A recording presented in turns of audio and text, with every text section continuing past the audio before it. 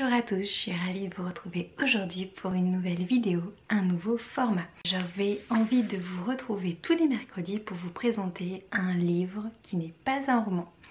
Et cette semaine, j'ai choisi de vous parler de La Brigade des Cauchemars, le tome 1, Sarah, paru aux éditions Jungle Frisson en octobre 2017. Le scénario est de Franck Tillet. Voilà, je pense qu'on ne le présente plus, c'est un grand nom du polar français.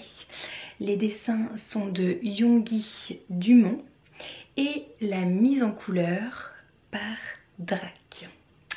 Pour vous raconter un petit peu l'histoire, Tristan et Esteban sont deux jeunes de 14 ans. Ils font partie de la brigade des cauchemars dirigée par le père de Tristan, le professeur Angus. Ils viennent en aide aux jeunes qui n'arrivent pas à se débarrasser de leurs terribles rêves. Pour cela, ils arrivent à rentrer dans leur tête et dans les cauchemars de leurs patients quand ils dorment et quand ils se trouvent donc en sommeil paradoxal. Ainsi, ils peuvent découvrir la source du cauchemar et la détruire. Esteban a été recueilli par le professeur Angus 3 ans auparavant. Il est amnésique et il ne se souvient pas d'où il vient. Il errait dans la forêt. Dans ce tome, une nouvelle patiente qui s'appelle Sarah arrive à la clinique car elle fait d'atroces cauchemars. Tristan et Esteban vont donc devoir rentrer dans son cauchemar pour l'aider. Les deux garçons vont être bouleversés par cette mission. Ils vont devoir traverser une foule de péripéties. Mais le professeur Angus semble leur cacher également des secrets. Il ne faut pas non plus oublier qu'Esteban semble déjà avoir rencontré cette Sarah. Voilà ce que je peux vous dire du résumé. Alors j'ai trouvé cette bande dessinée addictive.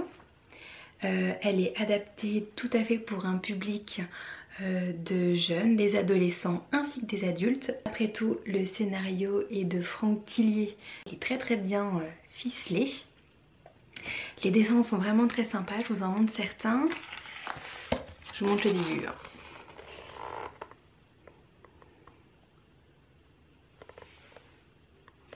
Voilà, un petit peu.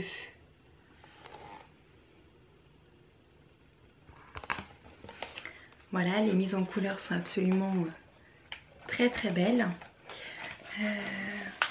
Voilà, d'autres dessins, une autre page.